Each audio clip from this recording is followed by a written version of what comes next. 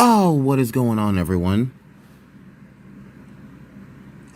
If you guys remember, we played this game a while back, and we only did the first half of the first trial, which was Turnabout Trump. Now, it's time to finish things up. Because remember, we did Turnabout Trump Part 1. Now, we're going on to Turnabout Trump Part 2.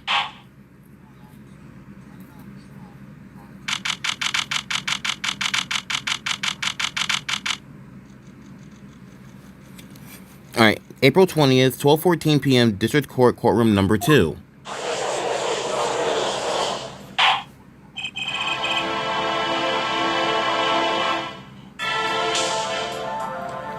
Court will now reconvene. Has our witness, Miss Olga Orley, recovered? Yes, Your Honor. Well, she's regained consciousness. Perhaps we can hear her version of the events again. That's the thing. You see, she's quite fatigued. You're looking a bit fatigued yourself, Mr. Payne. Sadly, fatigue is insufficient grounds for refusing to testify or prosecute. The defense would like to request that Miss Orley take the stand. Very well. The witness will take the stand.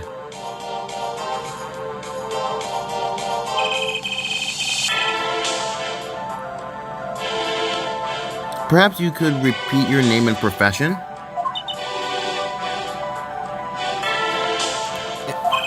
Or perhaps you'd rather admit that you're a poor liar and a poor loser. Not.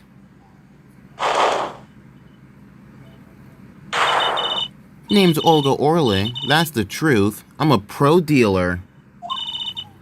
People call me Olga Quick Fingers Orley. Oh. Oh, really? Want to know something else? I'm not really Russian, and my last name sounds like oh, really? Yeah, we got that. There, that's the truth. I hope you're satisfied.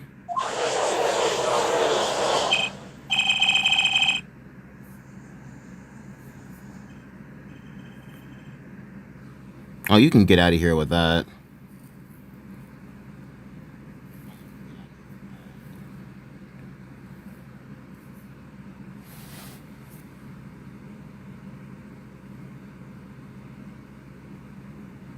You can get out of here with that. Saying that my network transmission speed is slow. Get out of here.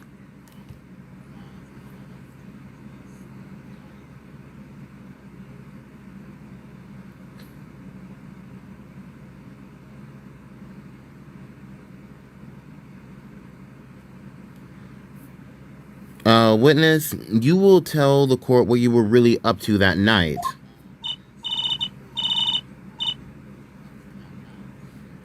I don't even... Hold on.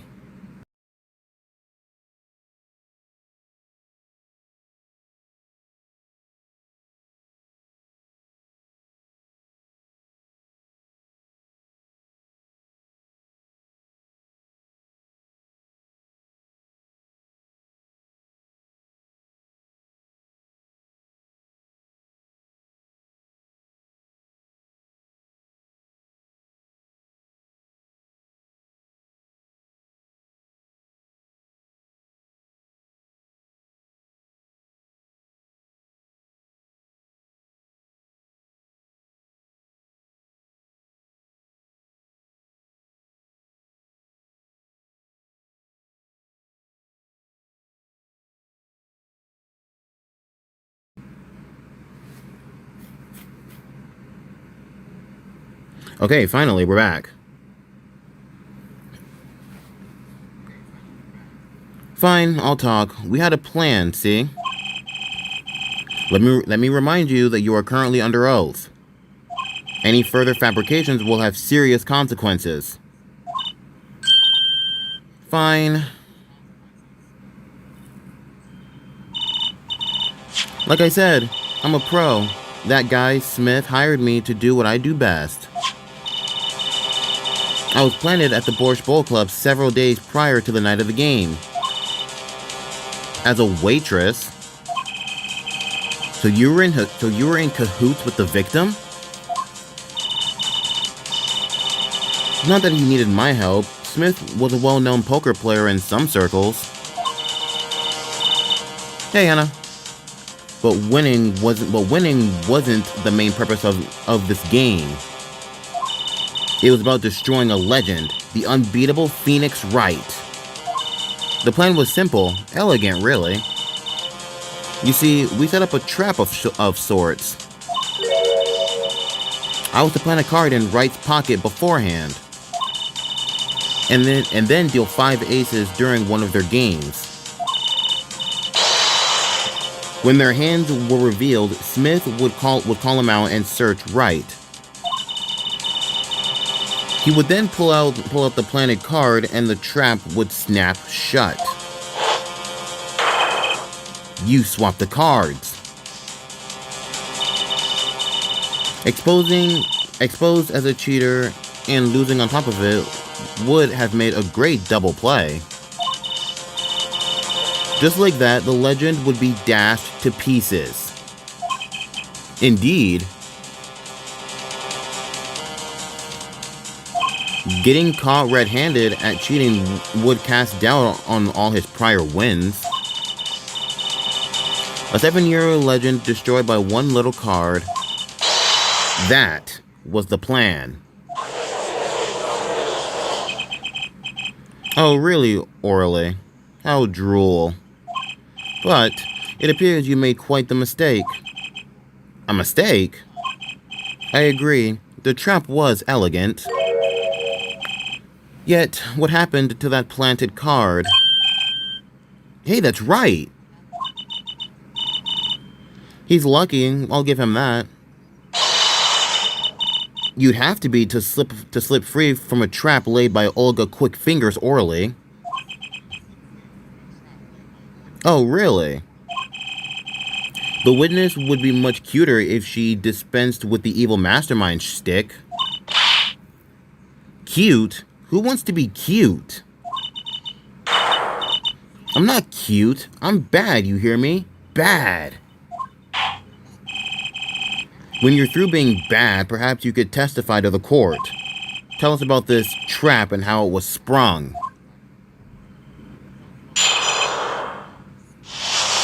Alright, witness testimony, the best laid traps. That night, I planted the card like I was supposed to.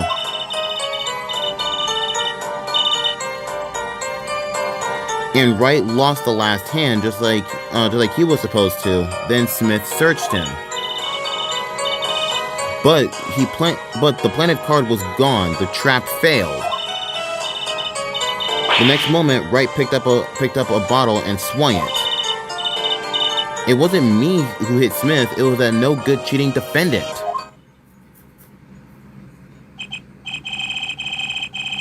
A surprisingly frank testimony that still leaves us mostly in the dark. The trap was perfect, I tell you. Perfect! If that rotten cheater hadn't messed it up. Look who's talking. Well, the testimony for what it's worth, it's all yours, Mr. Justice. With witnesses like her, who needs criminals? And with defendants like Mr. Wright, who needs prosecutors? Cross-examination, best laid traps. That night, I planted the card like I was supposed to. Tell me about that. This planted card. Which card was it exactly? The trump card, the 5 of hearts. Let me guess, Mr. Wright was to have switched the 5 of hearts, the 5 with the ace to make a full house. At least that's what you were going to accuse him of doing, thereby ruining his legend. I slid it into Wright's pocket. When was this? Why, before the match, of course, while he was eating. At the Borscht Bowl Club, we serve borscht and suckers. Remind me never to go there. Of course, the card was to make its grand debut during the game. Like a good borscht, a good plot must be cooked up early and allowed to thicken. And Wright lost the hand just like he was supposed to, then Smith searched him. Tell me about that. So everything went according to plan. Exactly. The fifth ace came up, so it's obvious the switch went off without a hitch. You can fuck out of here with that.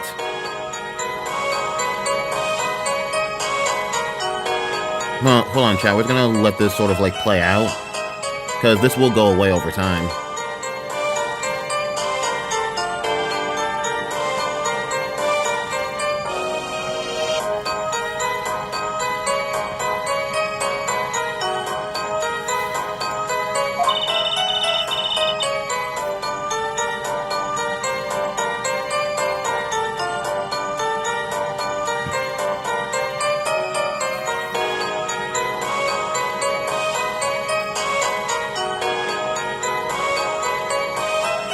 Hold on, okay, let me try pausing my stream right quick.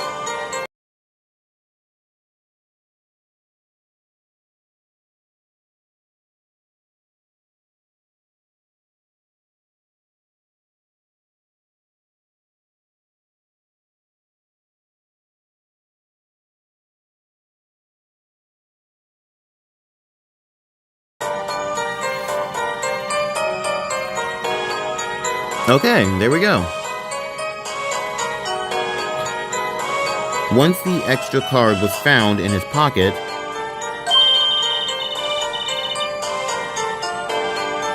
oh, you can get out of here. You're just waiting for me to do that.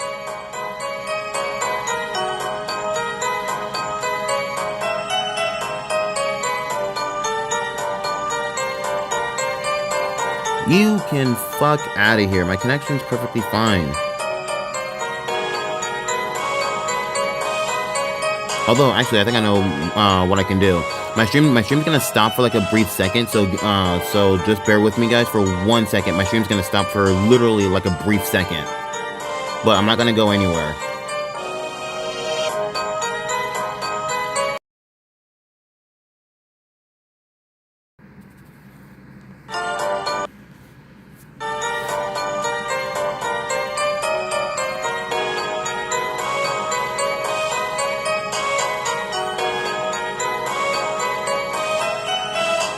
Okay, see, we're back.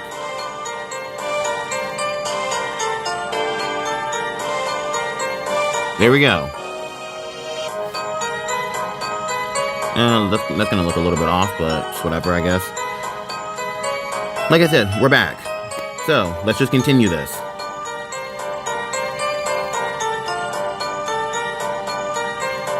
Wright would be forever known as a cheat and a fraud.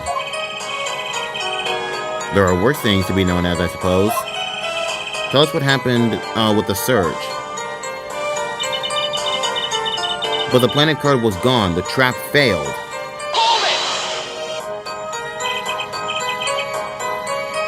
The card disappeared? Yeah, my trump card, the 5 of hearts. Gone, without a trace. Poof, Zippo.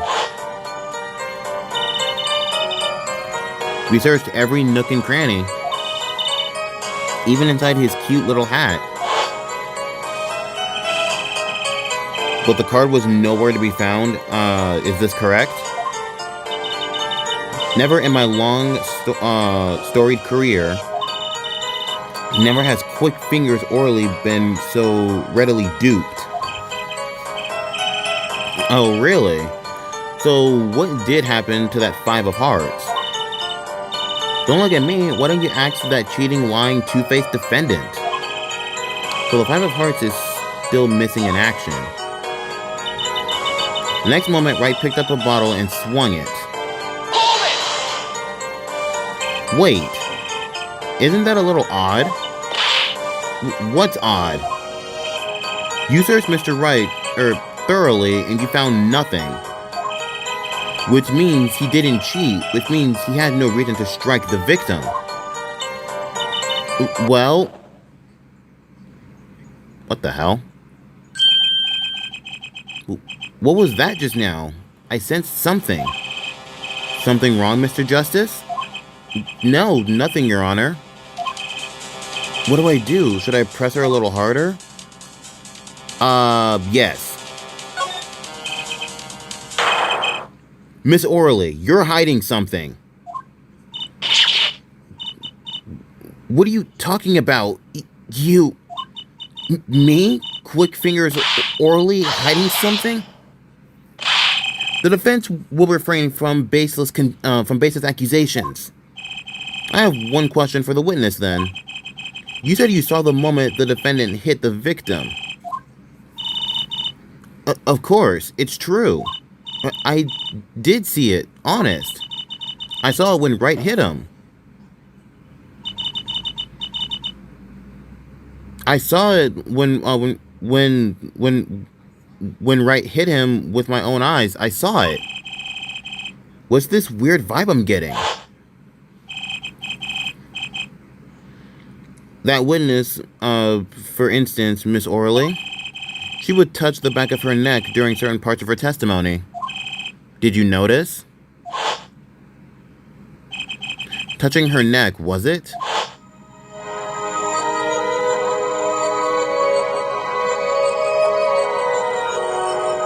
That girl looks like a pirate. You aren't the only one to say that. Whoa, what's going on? This sensation, it's coming into focus.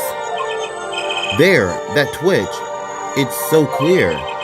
It's like I can perceive her habit, like I couldn't before. Gotcha!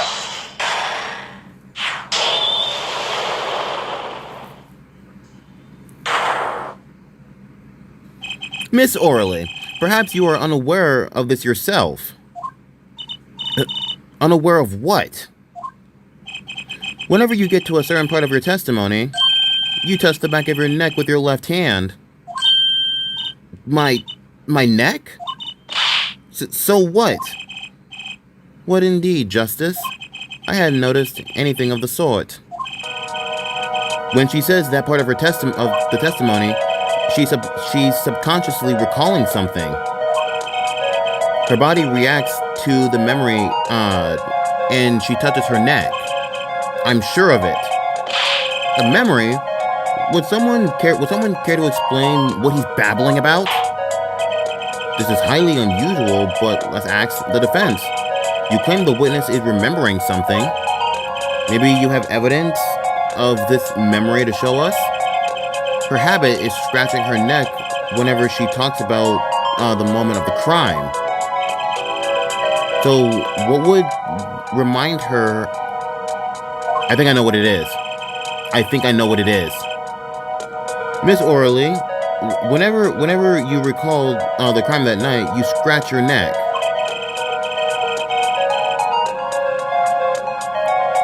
Who is on trial here? The person who is on trial is believe it or not, it's Phoenix Wright himself. So we have to defend him, and we're playing as Apollo, the one that you're seeing on screen right now.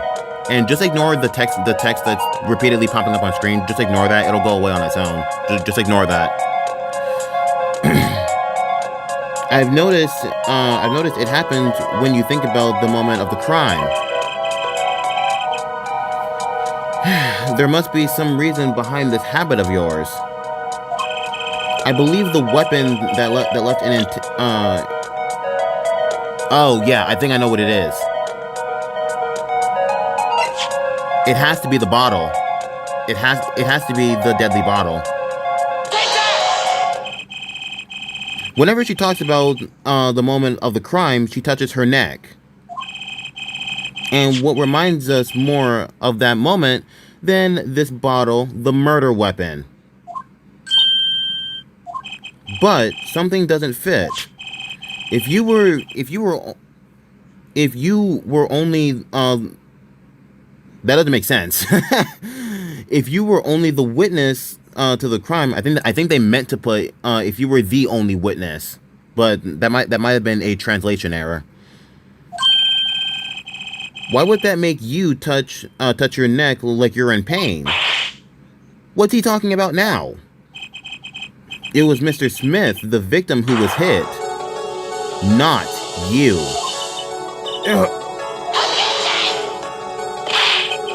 This is a cross-examination, not a wild conjecture. The witness's habits, they're completely irrelevant. Justice? I'll admit, I'm a bit confused myself. This is certainly a unique cross-examination. I'll explain later, just trust me. Now's our only chance to break her. Miss Orley, please testify in detail about the moment of the crime. The very moment. I am knowing nothing.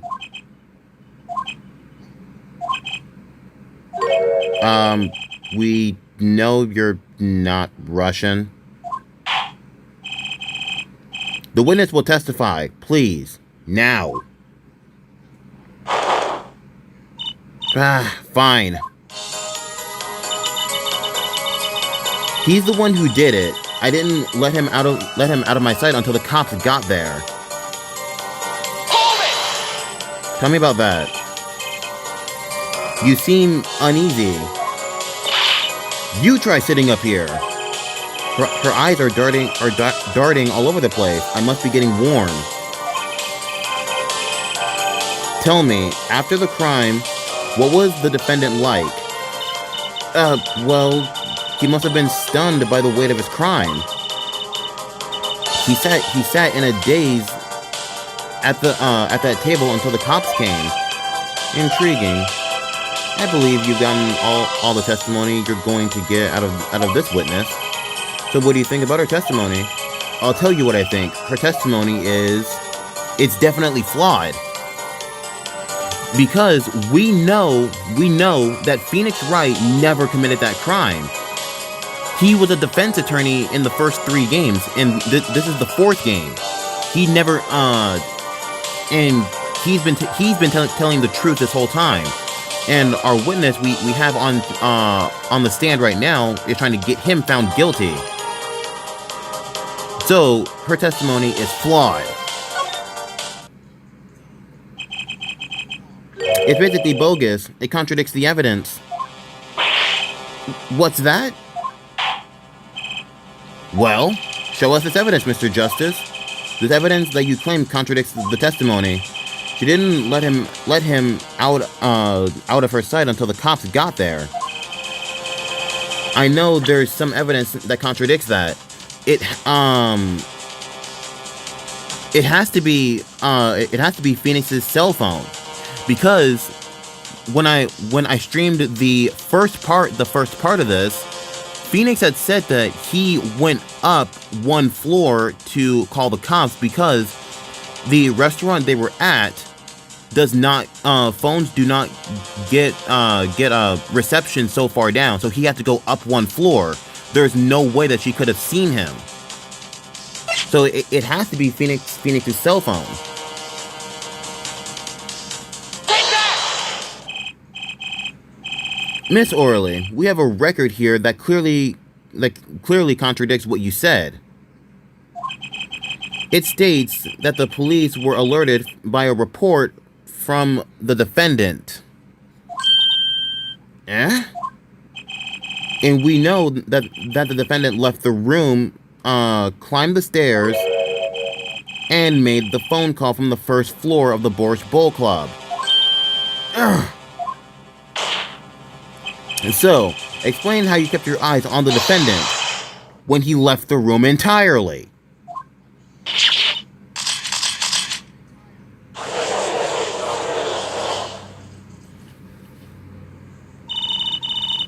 The man who picked up a bottle and swung it that night wasn't the defendant.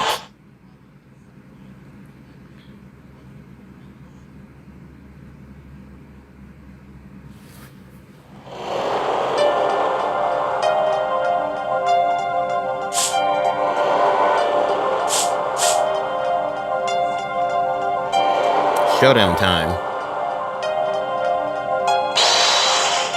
You dirty cheat. Check his pockets. Now. It's gone. The card's gone. You lose.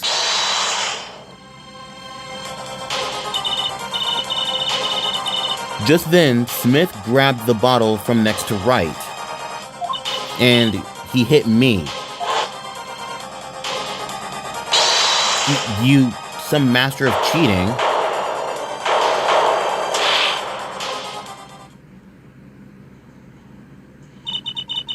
When I came to, the victim was already dead. Is that it? That's why I couldn't reveal who I really was. If it came out that I was in league with Smith, I'd be a suspect for sure. Well, where does this leave us? Madness! This is madness! I'm dreaming! It must have been me who was hit with the bottle, and I'm imagining all of this. It appears our prosecution is at his wit's end, and frankly, I can't blame him. Mr. Gavin, what do you think about this turn of events? Mr. Gavin, sir? I believe that, as the defense in this case, we are compelled to call Miss Orley a big, fat liar.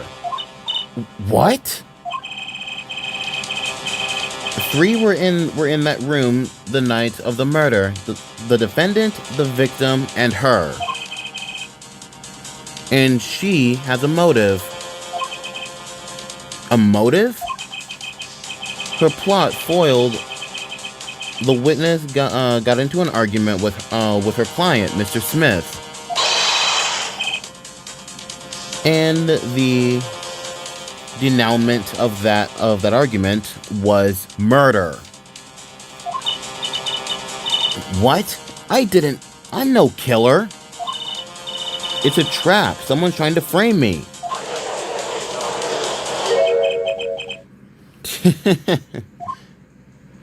Phoenix, what are you doing? What tangled webs we weave when we practice to deceive. So tangled we catch ourselves in the process. Mr. Wright? Such a hasty conclusion. It's not like you, Christoph Gavin. What are you saying? Why not consider the other possibility that there was another person at the time of the murder? Right, like Mr. Wright was saying before recess. A single card was swapped into the victim's hand after the murder. And the one who swapped the cards didn't know two colors of the cards were being used. A fourth person. This theory again, your fourth person doesn't exist. Indeed. That's why I decided to bring this case to court. Here, where there's no escape and no chance for deception. The perfect place to catch the real criminal. The real criminal? And we're in luck. A clue to the real criminal's identity was kindly provided for us. And right at the beginning of the trial, no less. What? Apollo, perhaps you know what I'm talking about. Sorry? Remember what I said. The fourth person who swapped the cards made one critical error. He or she wasn't considering the color on the backs of the cards. Right, but how could such an obvious mistake occur? The cards used for the last game were red. Yet, there was one person here in our court who thought those cards were blue. Yeah, I had the impression too, but why?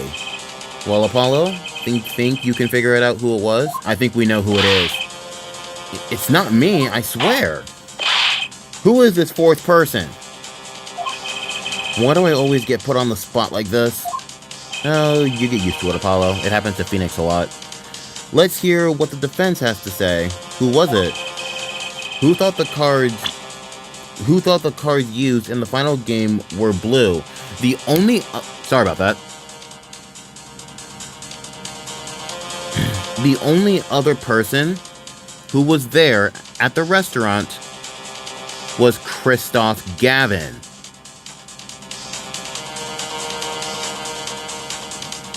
So it has to be you. As I expected, your eyes and ears are as sharp as your hair. I was right? Christoph Gavin, you were the fourth person that night. But, of course, Mr. Gavin knows the color of the cards. How would he? As you can see, the photo of the crime scene is in black and white. You can't tell which of the cards are blue, the ones on the floor or the ones on the table. But look, you can see the colors in this photo. Yes, but when he said the cards were blue, it was well before this evidence came into light. It is true that the defendant was engaged in a game of poker with the victim. Yet it was only that, a game in the purest sense, a competition, Your Honor. A competition? Yes, a test of wits, a silent clash of passions. Only the cards, their backs, writhed in blue flame, know its final outcome. Well, Christoph? Mr. Gavin? Mr. Gavin, is something the matter? No, nothing. Excuse me. It was just so... sudden. Right. You aren't seriously accusing me, are you? Oh, Christoph. You know even I'd never take a joke this far. This has gone beyond ridiculous, beyond dumb. This is insanity. The defendant accusing his own defense attorney of murder? I assure you, I'm quite sane. But what possible connection could Mr. Gavin have to the victim?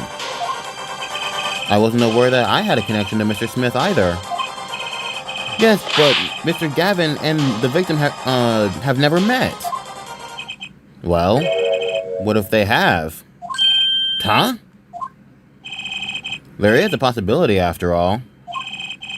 They may have met that night before the game started. What are you suggesting? Is this the truth Mr. Wright was staying silent about? Well, only one thing to do. Mr. Wright, the defense would like to request no such thing. Mr. Gavin? Testimonies must relate to the case. How could anything happening before the game of poker be related? I'm not sure I follow, Mr. Gavin. As I explained before, the defense believes that Miss Orley... Am I to assume that you speak for Mr. Justice in this? He's the defense, not you. Mr. Justice, the matter of Mr. Wright's testimony is up to you. Oh, okay. Does the court, in your opinion, need to hear Mr. Wright's testimony? Yes, because there are still some things that are not cleared up. This was Mr. Wright's strategy. He was planning this all along. And I intend to see it through. The defense would like to request that Mr. Wright testify to the court. Justice, you would betray me? Your teacher? I'm sorry, Mr. Gavin, this isn't about loyalty. This is about the truth. Very well. The defendant, Mr. Wright, will take the stand. Please. Witness testimony, appetite before murder. That evening, Christoph and I had dinner. We sat at the table in this photograph. Shady Smith walked in 5 minutes after Christoph left. When the trap failed, Smith hit the waitress. The girl was knocked out cold and Smith was uncontrollable. I left to call the police. When I returned, he was dead, blood streaming from a cut on his forehead. That's when I made another phone call to defense attorney Gavin. Mr. Gavin, you were at the Borscht Bowl Club at the night of the murder?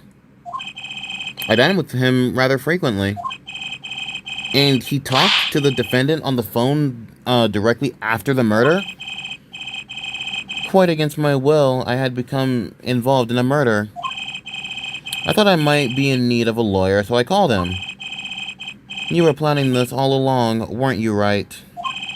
Just because you wanted to drag me into your little murder trial. The only thing I want is the truth.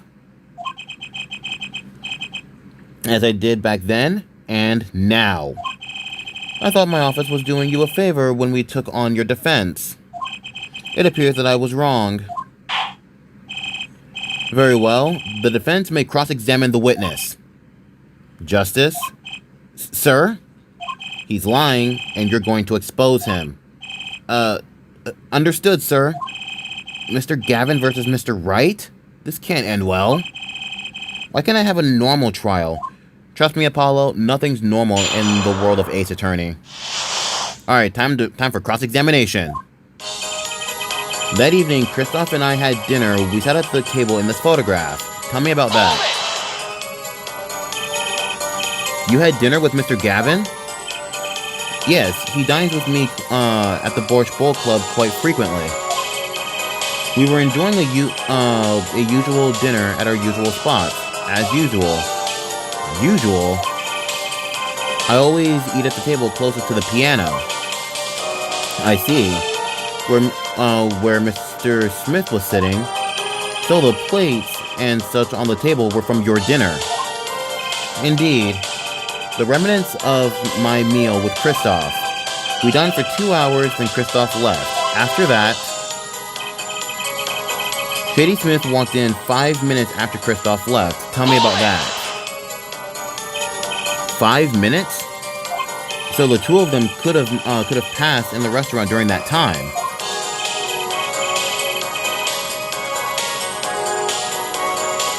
That would have been a fateful encounter, to be sure. Oh, Mr. Wright. What was it you said? Christoph, Gavin, and Shady Smith may have met. I believe I did say that. Here I was all nervous about this meeting. And now we hear that they just passed in the hall? That does seem a little weak as a pretense for murder. Oh, it would be, if that's all that really happened. Come on, Mr. Wright. What are you hiding this time?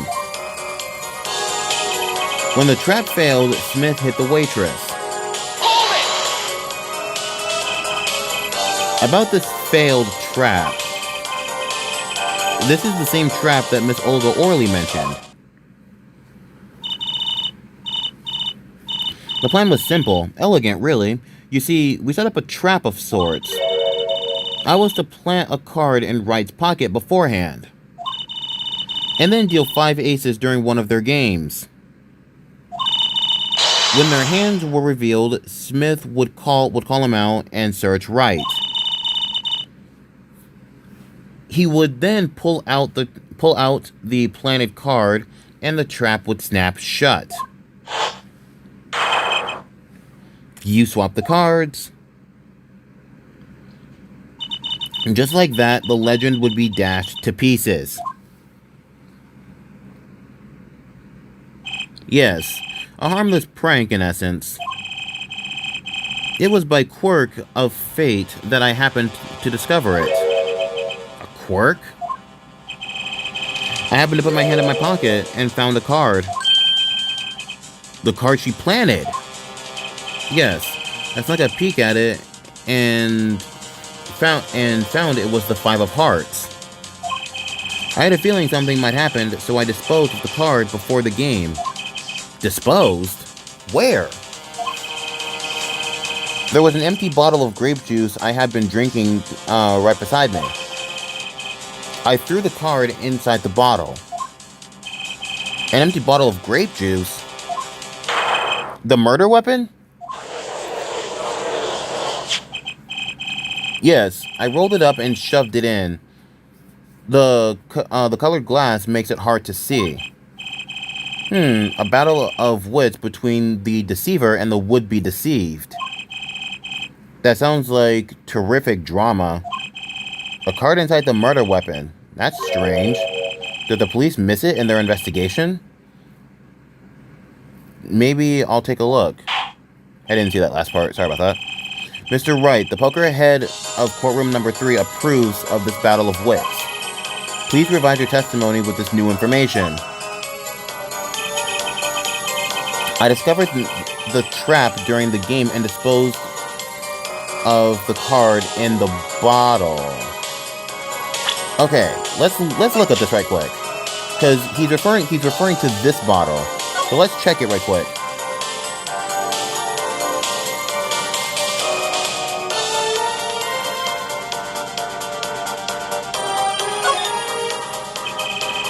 The bottle is completely empty.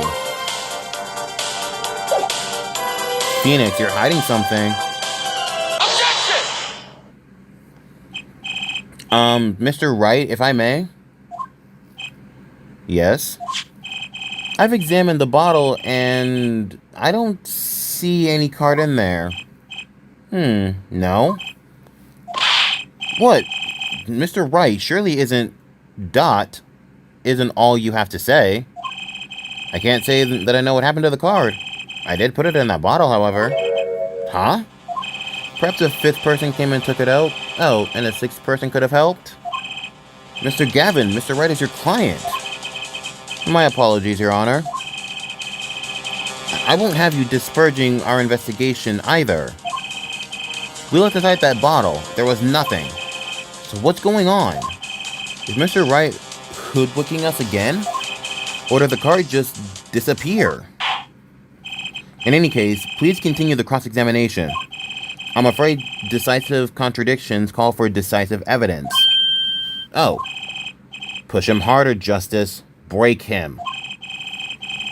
It's just you and the witness in the ring.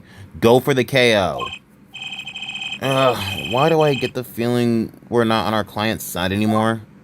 Because we're not. That evening, so where did we leave off at? Okay, it was right here, I believe. Yeah, it was right here. You made the call to the police from the first floor of the restaurant, correct? Exactly. Cell phones don't get a signal down in the hideout. Was anyone else on the first floor at the time? Not a soul. It was the middle of the night after all. So there in the darkened restaurant, I called the cops. After making the call, I returned to the hideout. It didn't seem right to leave the injured waitress alone. When I returned, he was dead, blood streaming from a cut on his forehead. And when you returned, the victim was already dead? Yes. I'll admit, I was a little startled when I walked in. A little? He was bleeding from his forehead after all. I guess I'd be startled too if I walked in on a scene like that. That's when I made another phone call to defense attorney Gavin. Could you explain why you called Mr. Gavin? I'd obviously gotten involved in a rather sticky affair, and I figured Christoph's law offices would give me a friend rate for my defense fees. Glad to hear you intend to pay. Oh, I'll pay in full, Christoph. It was I who got you involved, after all. You may find the price of your defense quite high, my good friend. Quite high. Is this the truth that Mr. Wright was talking about? Justice, you know what you have to do. He's lying. Expose him. Now. Yes, sir. I have to think, was Mr. Wright trying to tell me with his testimony? The truth has to be in there somewhere. Okay, what evidence do we have? Because I need to review the evidence we have. So, we have the attorney's badge, autopsy report, crime photo 1, deadly bottle, crime photo 2, Wright's cell phone, Olga's photo, chip photo, victim in the victim's hand. Okay. So, let's see. Chris walked in 5 minutes after Christoph left. I discovered the trap during the game and disposed of the card in the bottle. We already presented that, so I don't think that's going to do anything. The girl was knocked out cold and Smith was uncontrollable. I left to call the police. When I returned, he was dead, blood coming from a cut on his forehead. Let's see. Okay. Blood coming from a cut on his forehead. So you can clearly see it right there.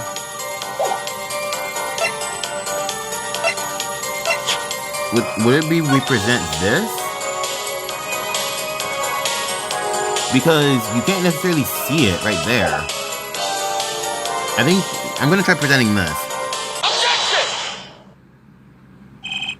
Okay, we got it. Nice. Mr. Wright, if I may.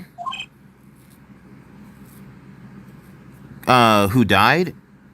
If I could look at my evidence. It was this gentleman, that died, Hannah. It was this gentleman right here.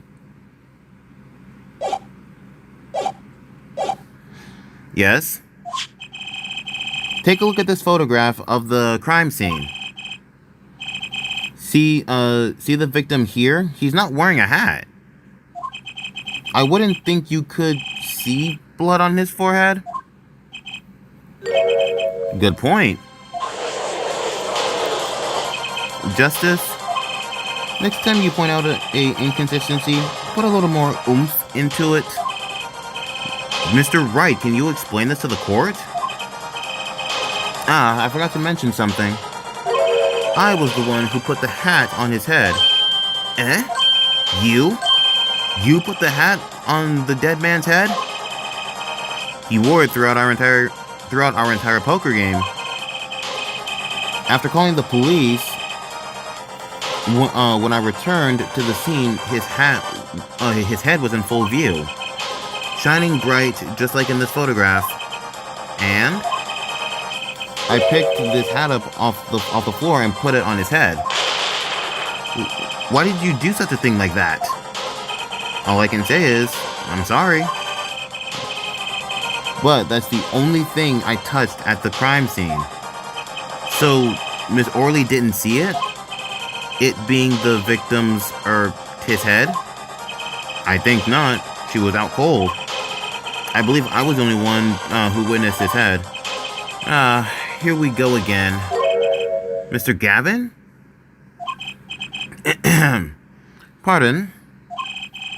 It just seems that our client is determined to lie his way through this case. He's not lying, Christoph.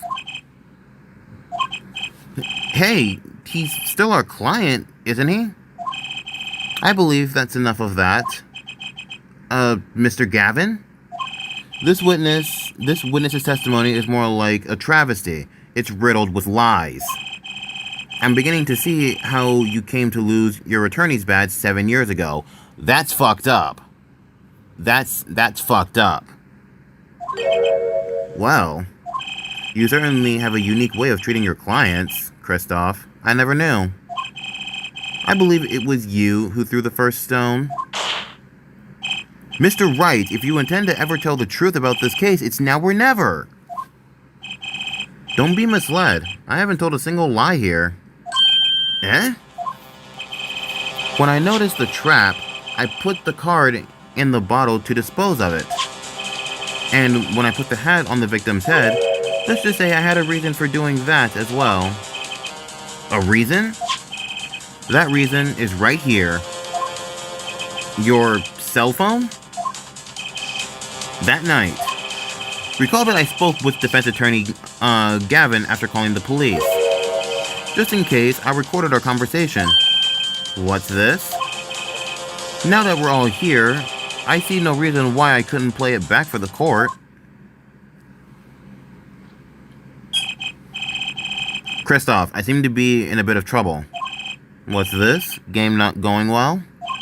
Something like that. That gentleman who challenged you, he turned out to be good. He turned out to be dead. Someone hit him. Hard.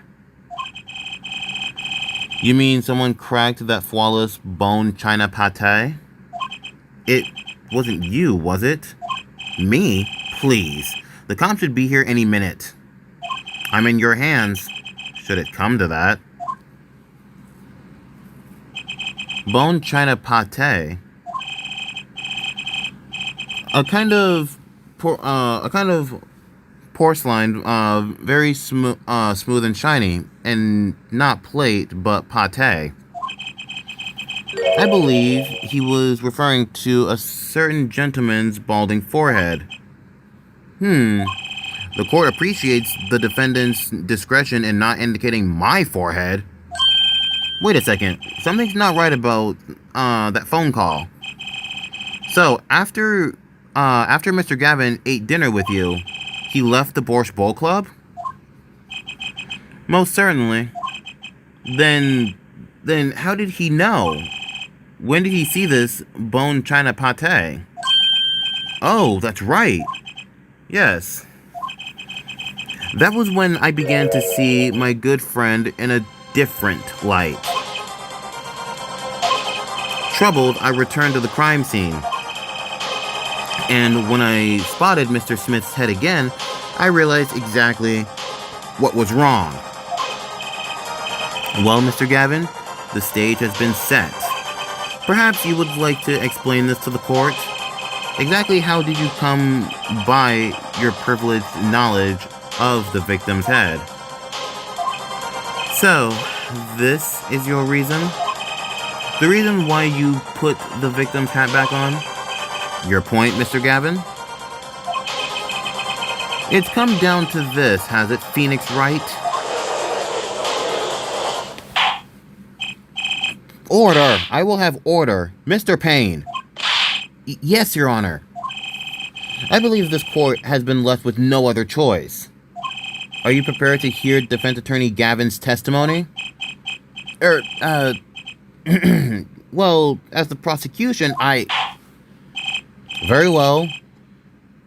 We'll break for 10 minutes, after which Mr. Gavin will take the stand for a cross-examination.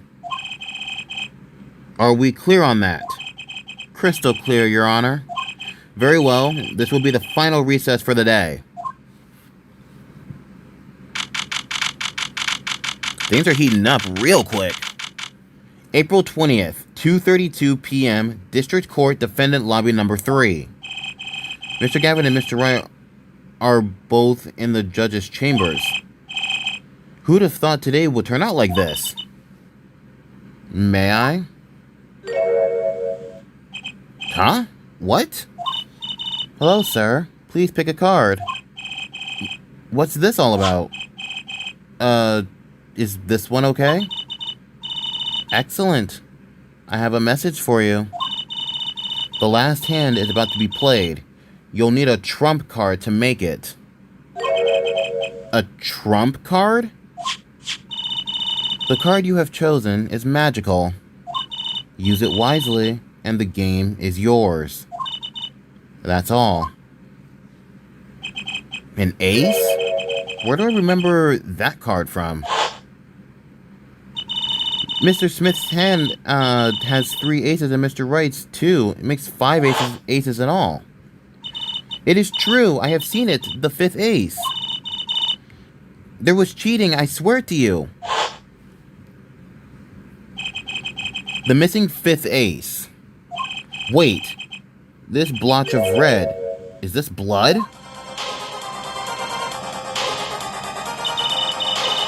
You have your trump card. Now it's up to you to cut the deck and draw the truth. My father's fate is in your hands. I know you can do it. This bloodstained card is my trump card for finding the truth? I fell deep into thought as my mind raced to understand what this all meant. That girl, I'd seen her recently, but where? That's when I made the connection.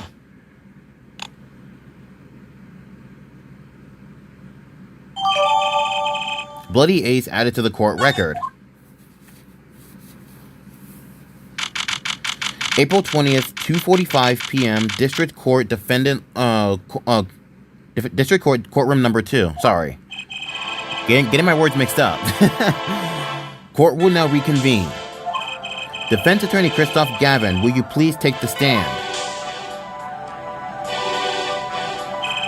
Now then, if you would, Mr. Payne. Yes, Your Honor. Will the witness state his name and occupation? Is this false necessary, Your Honor? Believe me, far stranger things have gone on in this courtroom. That's facts. Fine, I'll play along. First, there's one thing we need to have made clear. How did you know about the secret beneath the victim's hat? By secret, I'm guessing he means the fact that Mr. Smith was bald. Forgive my curiosity, but what is it about this fellow's head? Your Honor seems to have an inordinate interest in it. Objection!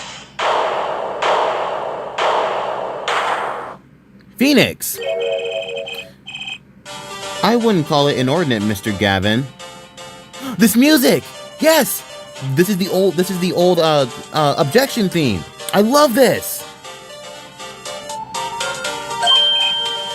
Mr. Wright?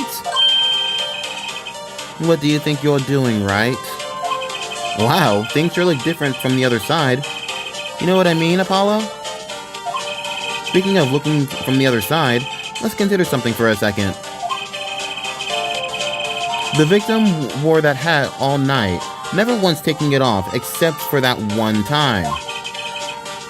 That one time being the instant he was hit.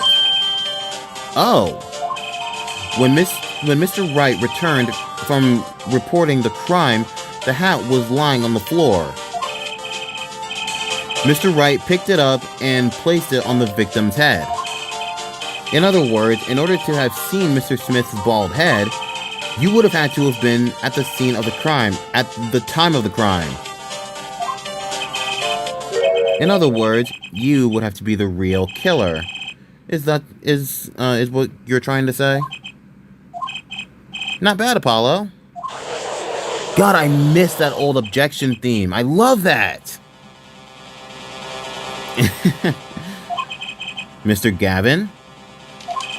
I'm afraid that I haven't been entirely honest with the court.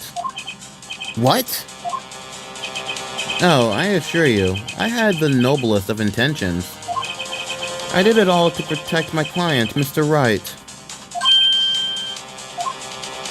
Yet, I'm afraid, in the current situation, I see little reason to hide anything. Very well, allow me to tell you the truth of what happened that night. Finally, you may begin your testimony. Tell us how you were involved in the events of that fateful night. Now, it's student versus teacher. That fateful night. Let's do this. Did I say faithful? I meant fateful. Damn it. The rage I sensed in that man that night troubled me, so I returned to the club. I went down to the basement and peeked in through the little window to the hideout. It must have been right after the murder took place.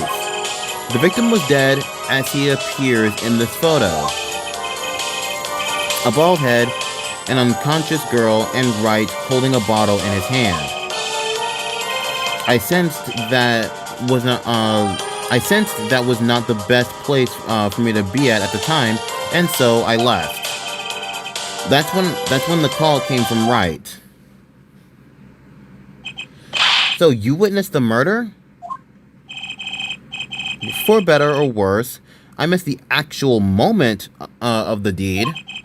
Mr. Gavin, may I remind you that you are on Mr. Wright's defense team? Your testimony is clearly disadvantageous to your client. What else could I say?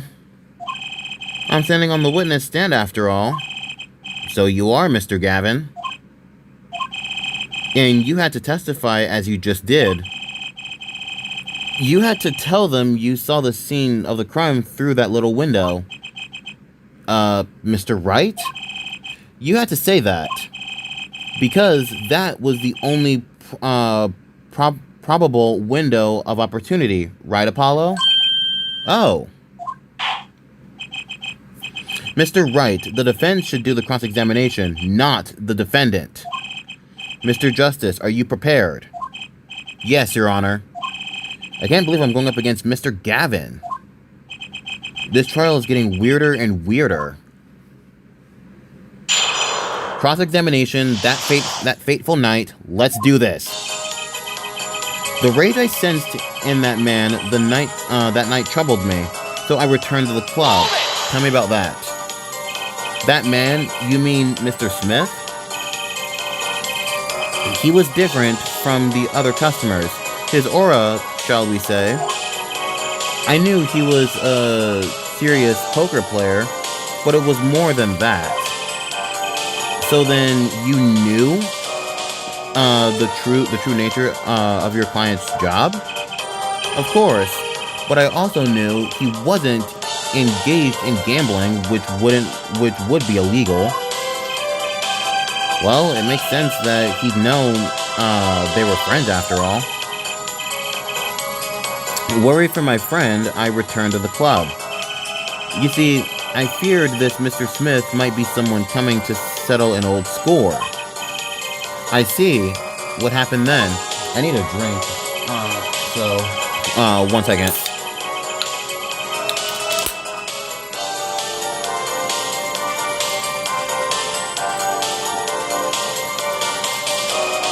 Okay. I went down to the basement and peeked in through the little window to the hideout. The little window? You mean, oh, get out of here with that. So I guess I'm streaming for, I've been streaming for, yeah, well, just over an hour now. It's whatever.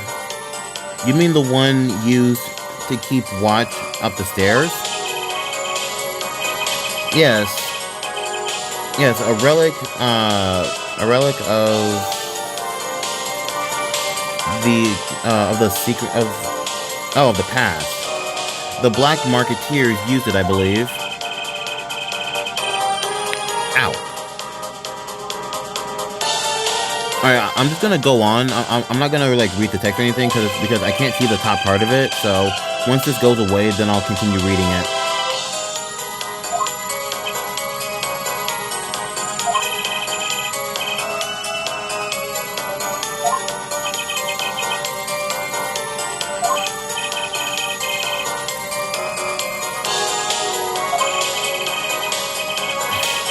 It's not, Hannah, it's not actually slow, it's just saying that my network connection is always fine. Like, very rarely does it ever slow down. Very rarely does that ever happen. So, it's fine, don't worry, just ignore it. Just ignore it.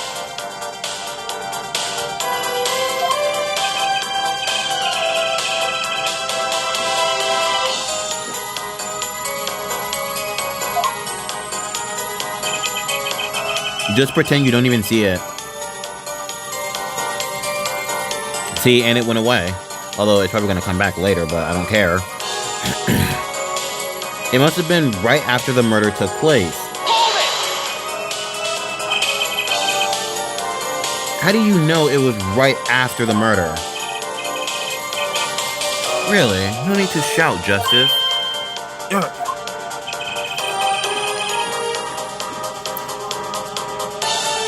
I was just getting into that part of my testimony. There he is. The coolest defense in the West we know and love. Even when you're standing up there on the witness stand, some things never change. I was afraid you'd change too, right? But you haven't.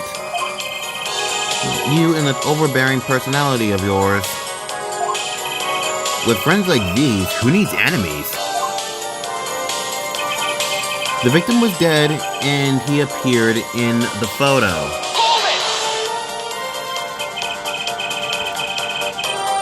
By photo, up and see, it's doing it again. But see, like I said, just ignore it.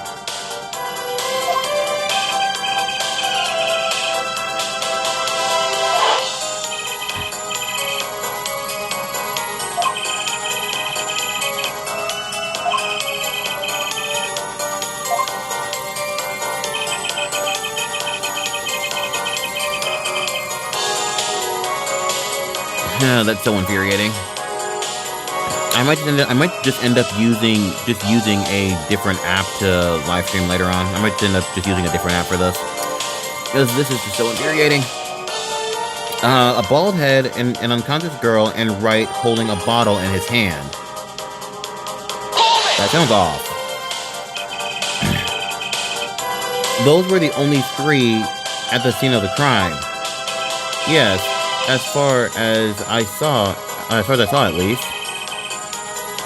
Then we're back where we started. The killer was the defendant, Phoenix Wright. Who else could it have been? But why didn't you talk to the police?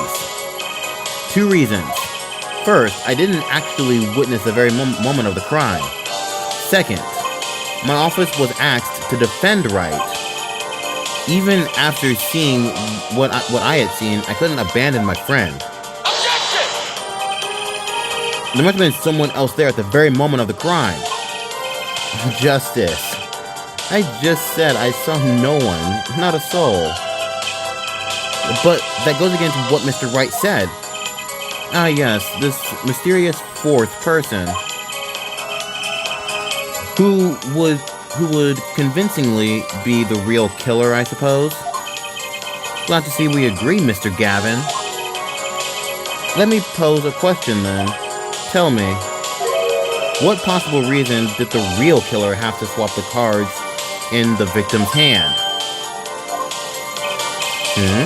Perhaps you can show us a reason why such a thing would be necessary? How can I show something I can't find myself? Remember, Apollo, the card that was swapped out was the fifth ace. The fifth ace, right. Well, Mr. Justice, the question of why the killer would swap out the cards has been raised. Can you point out a reason? We can, because that girl gave us a card during recess, during the recess. So we have it. Show evidence. It's now or never. The defense would like to present evidence to the court. Evidence showing the reason why the card was swapped out. Then go ahead and point out your reason, Mr. Justice. Why did the killer take out the fifth ace? Took it out because the ace was bloody. My reason is, this. Is that an ace? Why, it's got blood on it. Right next to the spade. What? This is insane. Why wasn't I told about this? Why? Could this be the missing fifth ace? Inconceivable. How could you? What are you doing with that card? Well, that's the thing. Why is Mr. Gavin so upset? It's just a fishy card from some fishy girl. Oh, that card? It's mine. That is, I picked it up at the Borscht Bowl Club that night, after the murder had occurred. I gave it to my daughter. Cards are her stock in trade, after all. No. Impossible. Unacceptable. This court can't accept this evidence. It's a fraud. A fraud? How can you be so sure? What? I would think that the only person who can claim it was a fraud would be the person who took the real card from the crime scene. The real killer. Allow me to elaborate. What if this trace of blood was the reason for the killer to take the card from the scene of the crime? Where are you going with this? Take another look at the photo and at the victim's head. At the moment of the crime, his hat fell to the floor, and a trickle of blood ran from his forehead down the back of his head. Couldn't a drop of that blood have fallen onto one of the cards? I suppose. The killer then took the card to hide the blood. Regardless, that evidence is non-permissible. Oh? Right. Regardless of how you wasted the last 7 years, you used to be a lawyer. You know that this is a serious crime to conceal evidence. Oh, we can discuss the finer points of our legal system later. What's important now is that I've answered your question. What are you talking about? You wanted to know why the killer would have taken a card from the crime scene. Sorry about that. And now I've told you. That one drop of blood would have been decisive evidence, you see? This is baseless conjecture. Baseless!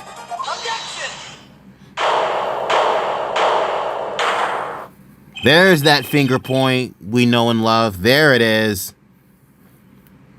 Oh, I assure you, it's quite based. What? It's amazing, really, how a single drop of blood on a single card can lead us to the truth. It's quite simple. Well, Apollo? Yes? Try picturing the scene of the crime.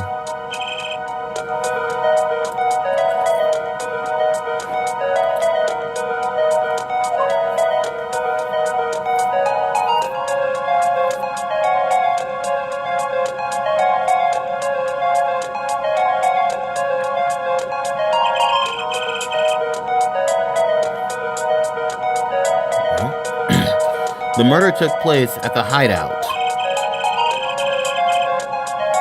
The body of the luckless victim was found at the poker table.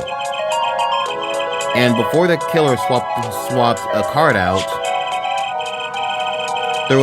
there was a single card with a drop of blood on it in the victim's hand. Given this, there is one decisive problem with the scene. Well, what is it? Let's keep it simple, shall we? Given that there was a drop of blood on the card, whose position in this diagram doesn't fit? The victims, the killers, the witnesses, or the second witness?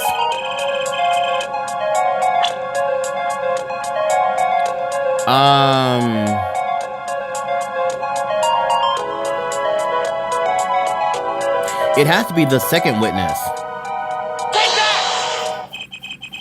The second witness's position is the problem. The second witnesses?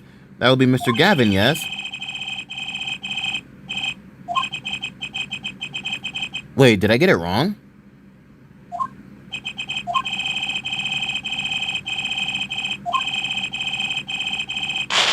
Shit!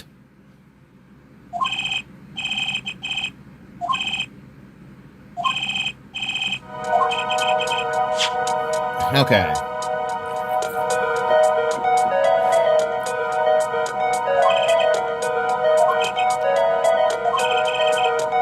So whose position doesn't fit? Wait, it would have to be the victim because...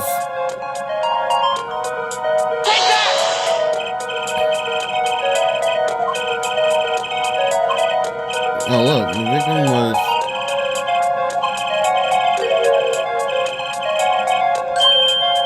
Yeah, it was the victim. Yeah, it was the victim. Okay.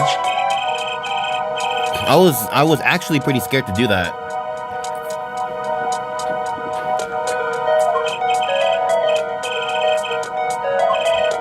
Because if you guys saw in that diagram,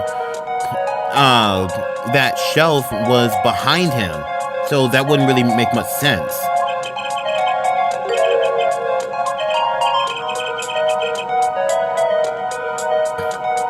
So try turning the chair around. Okay. Yep, that's right. The chair was facing the other way.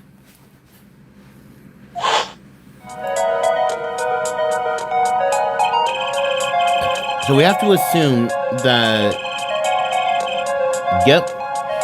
The victim was actually facing away from the table, not towards it.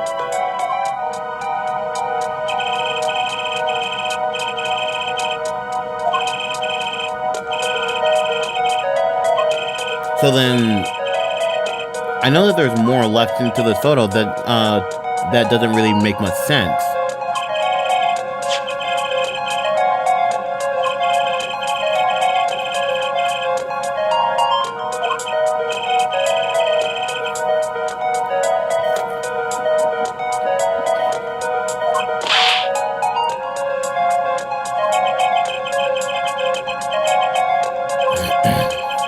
Okay.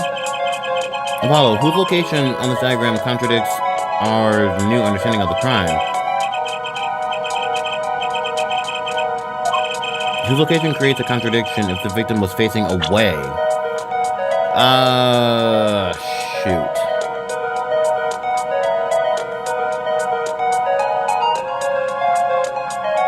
I think it would be Kristoff.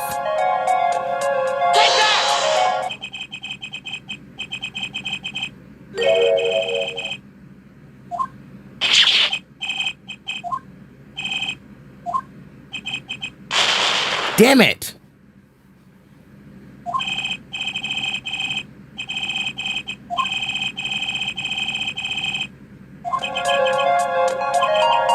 Well, whose location on this diagram contradicts the new understanding?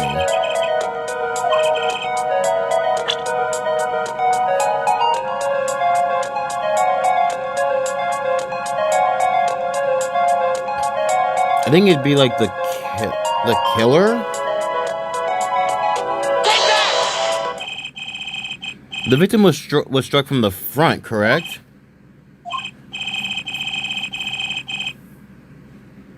Well, wouldn't it be hard for...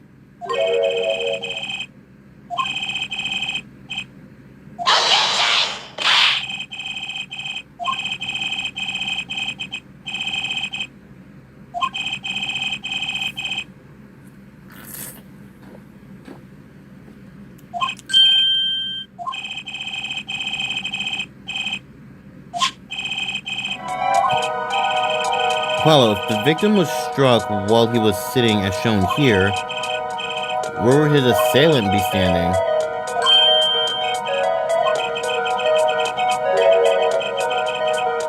Oh, I know exactly where he should be. Okay.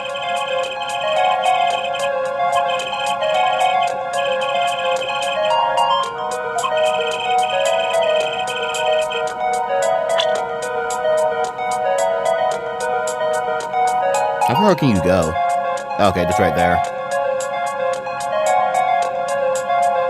He'll be right there.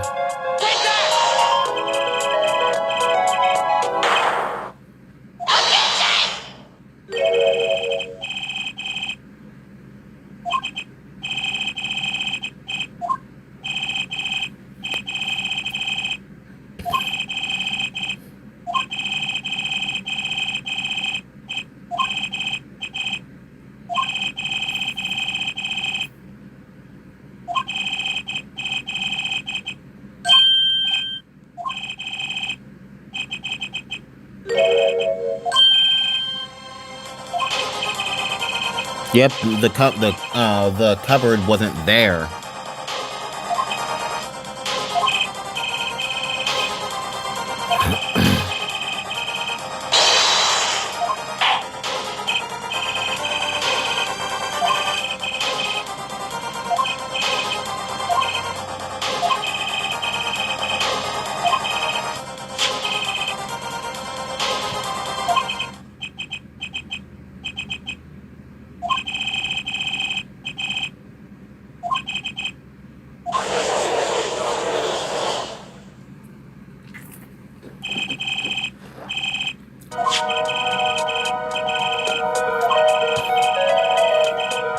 If the killer was standing here at the time of the crime, and the cupboard wasn't there, which means... Apollo, try moving the cupboard. Okay.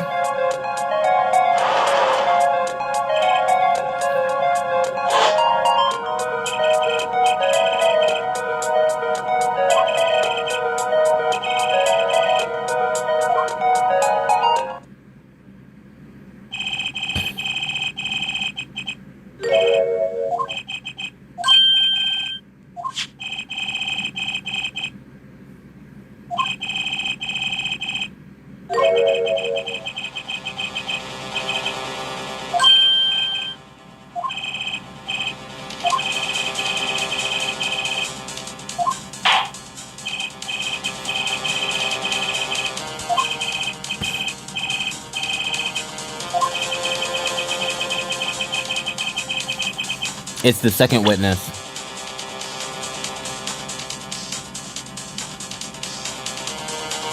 Take that!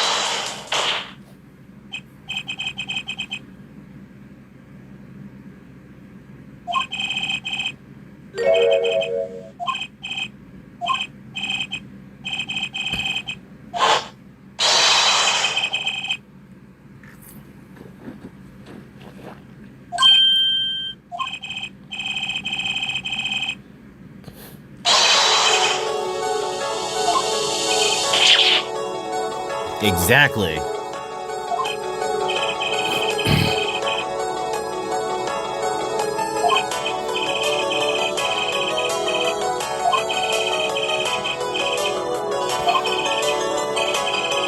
Starting to freak out now, aren't you, Kristoff?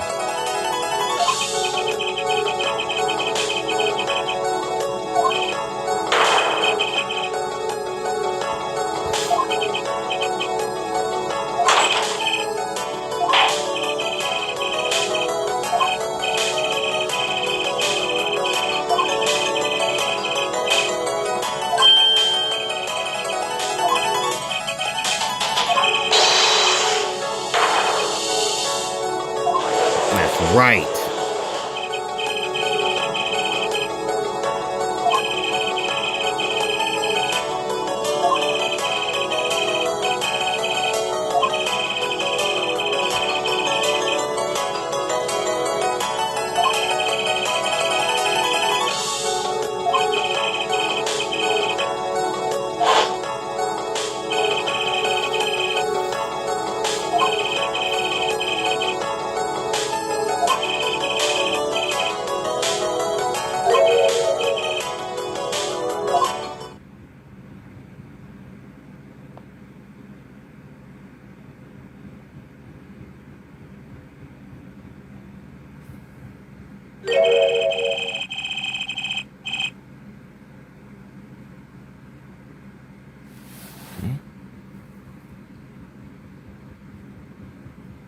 Chat, hold on.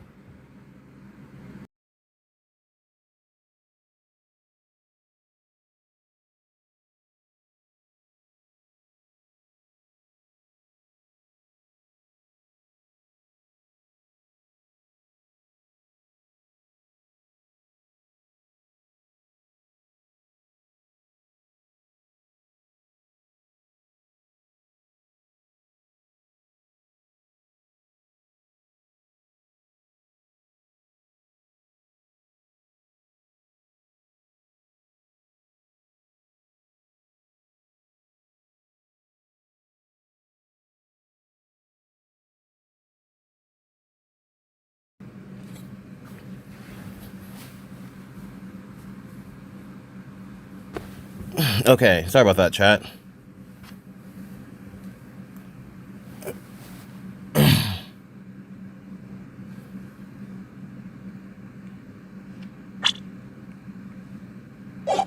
No, don't do that.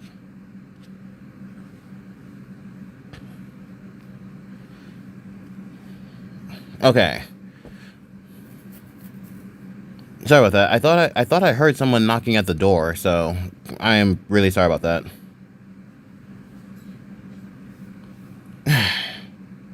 You see where a line of simple deductive reasoning has led us?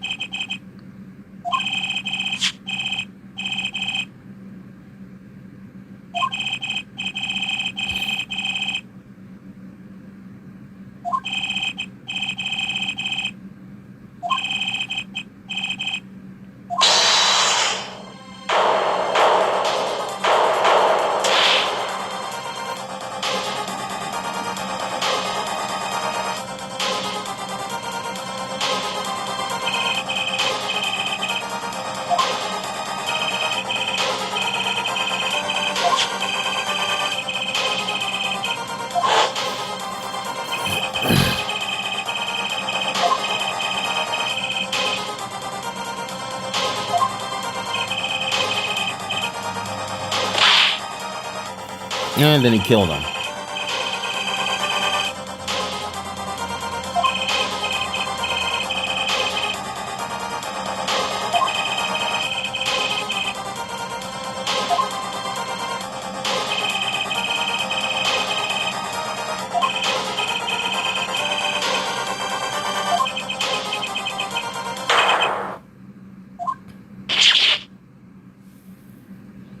Suck on that, Kristoff.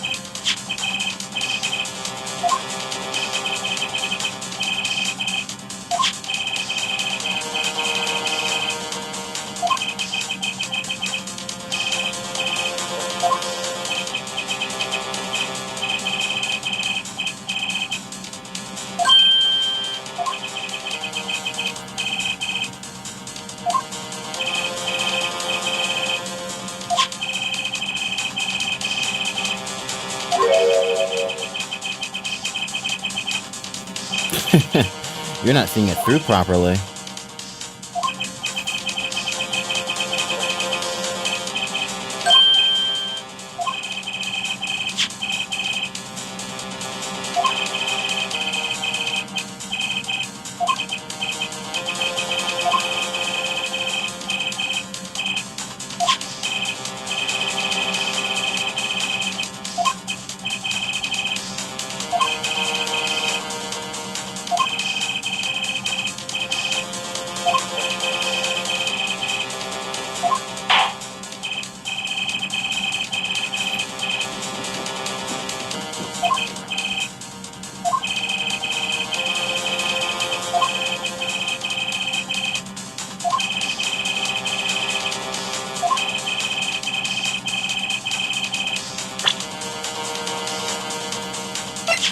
It's this.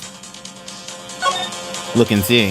When you're sitting down and you reach to grab something, naturally your fingerprints are going to be inverted. That's just natural to happen.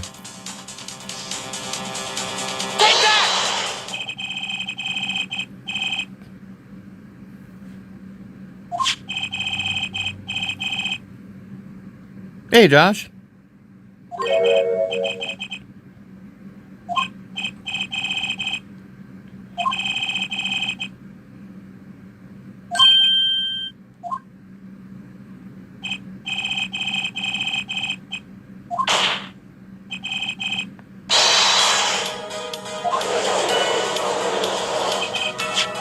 That's damn right.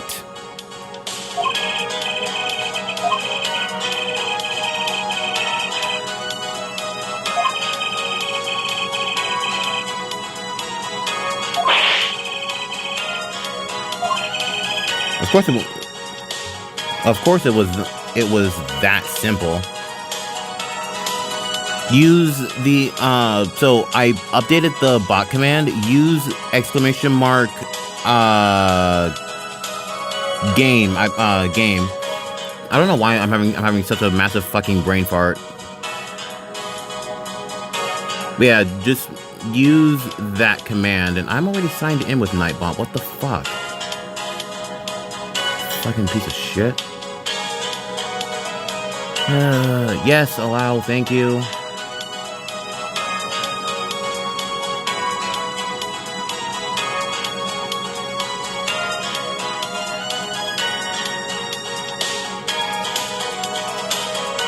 Yep, there we go.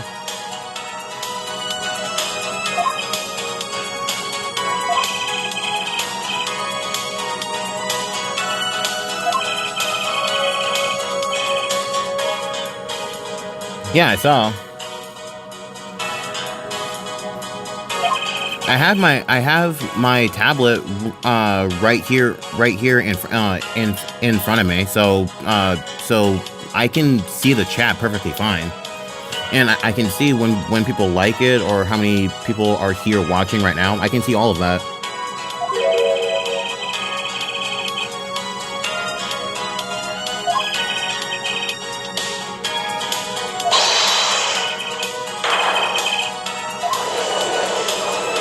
So we just got our mentor arrested because it turns out that he had committed a murder.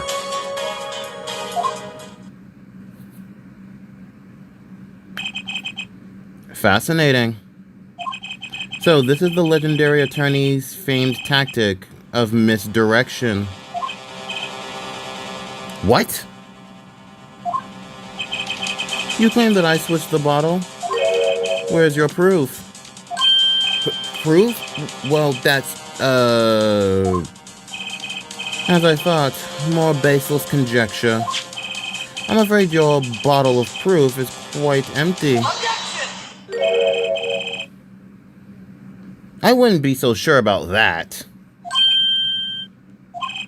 Your Honor, when you initiated the investigation of the hideout earlier, do you recall I requested an additional investigation? Ah, yes. I have your memo about that here. Retrieve the bottles from under the piano at the Borscht Bowl Club. And here's one of the bottles in question. What are you gonna do? Dust that for fingerprints too? I would be surprised if any were on that, but his. Mr. Gavin probably wouldn't make such a novice mistake. True. That bottle won't bear a trace of anything. Say, Apollo. Yes? Why don't you go ahead and examine that bottle? But why? Just humor me. God damn it, Phoenix. Mr. Wright. That bottle will solve this case once and for all. What? That's some bottle.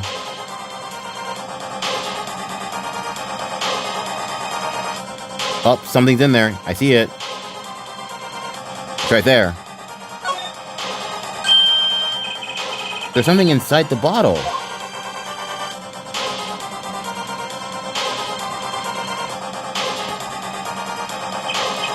What's this? That card. It can't be. Recall that unpleasant woman's testimony for a moment? Miss Olga Orally? Yes, our little swindling Devachka. I'm not sure if I said that correctly. That night, I planted the card like I was supposed to. And Wright lost the hand, just like he was supposed to. Then Smith searched him. But the planted card was gone. The trap failed. Wait, this isn't... You're telling me that this is the planted card you disposed of? The one you mentioned in this piece of testimony. I happened to put my hand in my pocket and found a card. Yes, I snuck a peek at it, and found it was the Five of Hearts. I had a feeling something might happen, so I disposed of the card before the game. Disposed? Where? There was an empty bottle of grape juice I had been drinking right beside me. I threw the card in the bottle.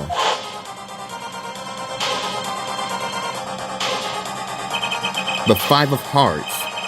This is the card. The bottles were swapped. And the only one who could have done that was the fourth person in the club that night. You, Mr. Christoph Gavin.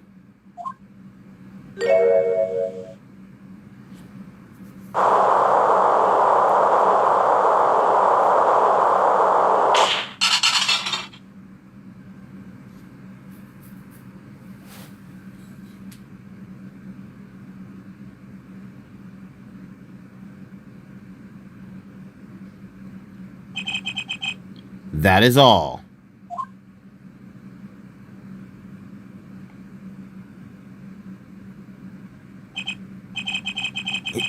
Is this your idea of revenge, Phoenix Wright? Revenge?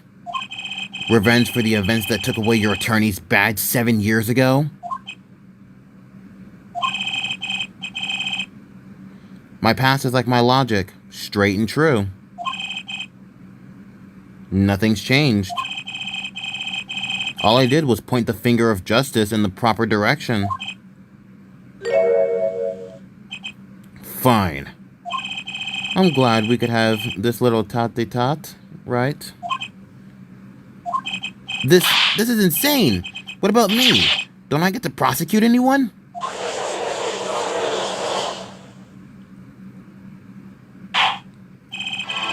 I believe this time we've finally come to the end of our trial.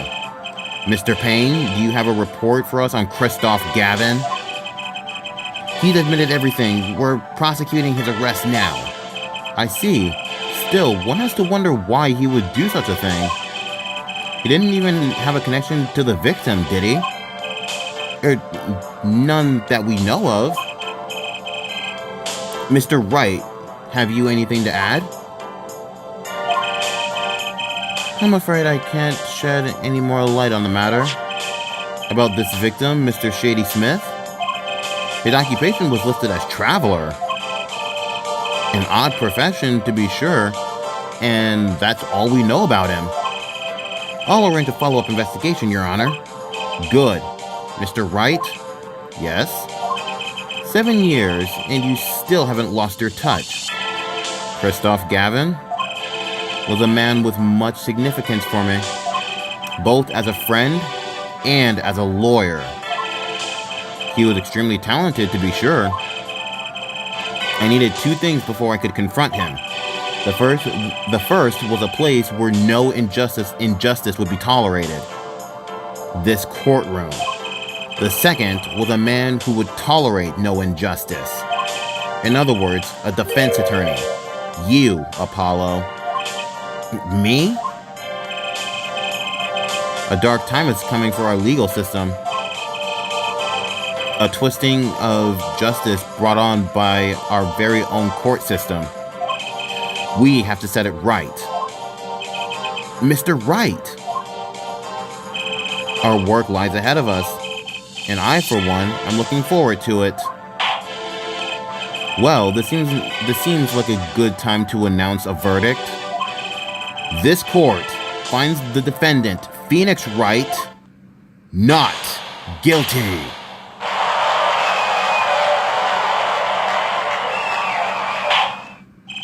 Court is adjourned.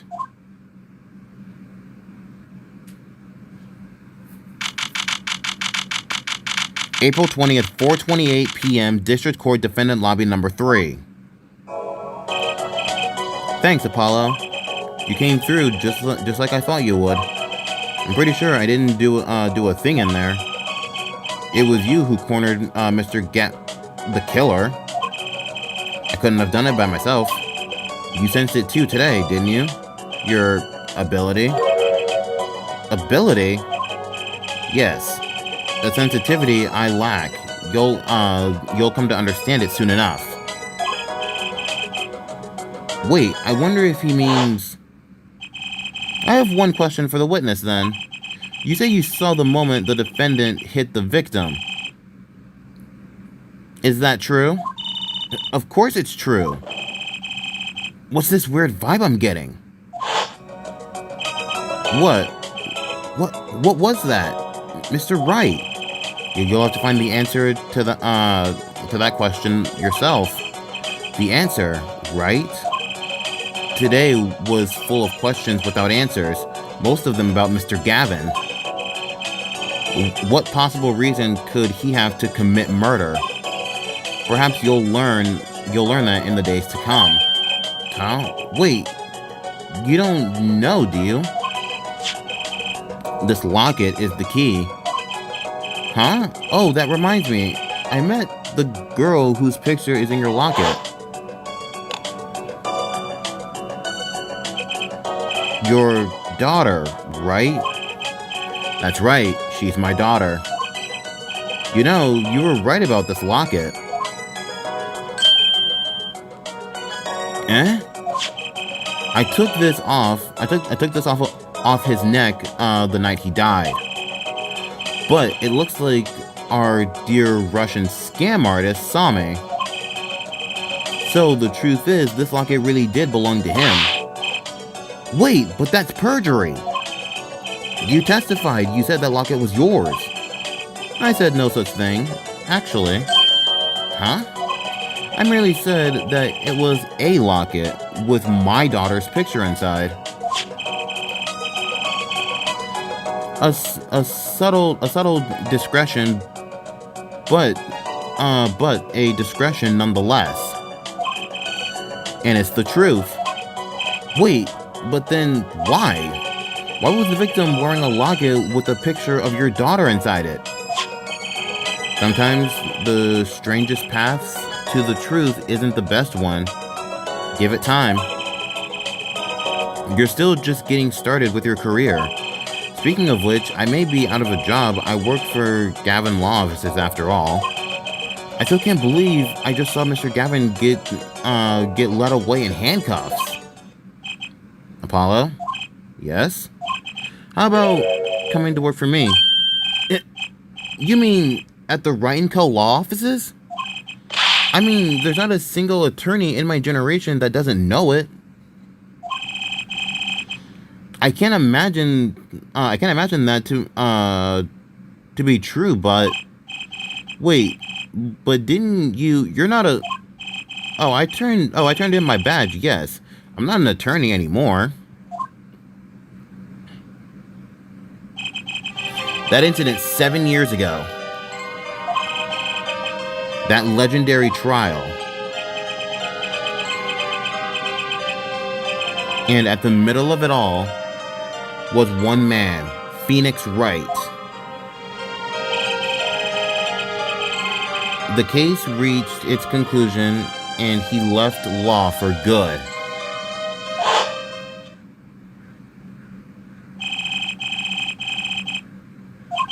Just ignore this. This whole like network transmission speed and stuff like that, just ignore that.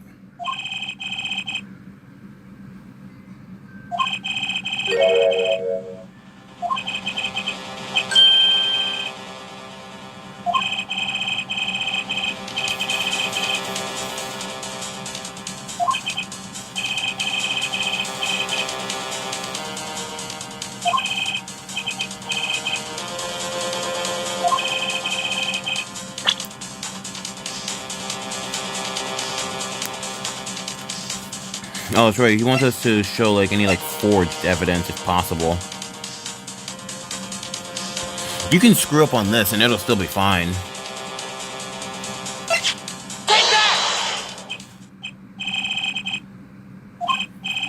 I just presented the bottle just because why not?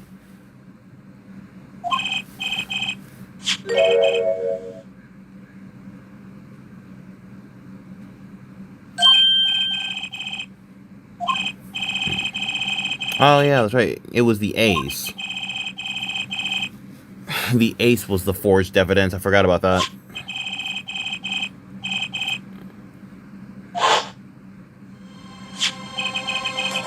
court can accept that evidence. That's right. Fraud.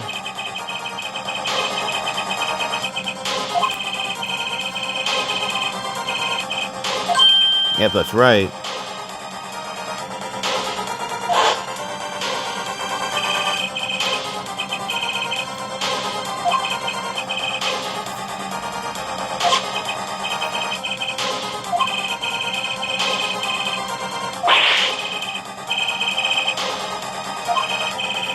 Imagine forging a card and making it look real to the point to where you actually to the point where the court actually believes it. That's crazy to think about.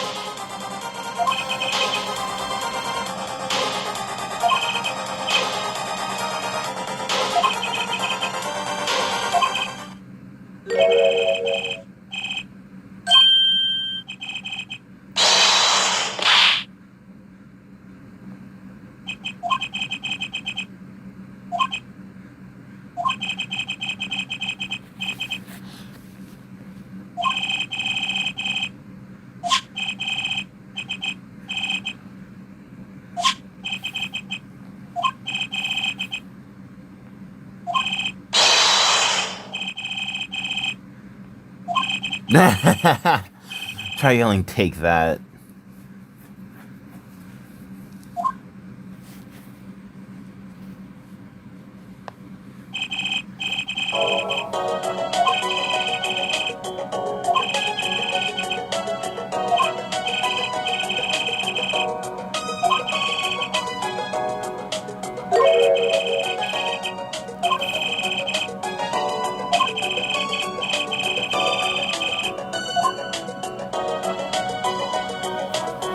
And there we go. That is the ending of Turnabout Trump.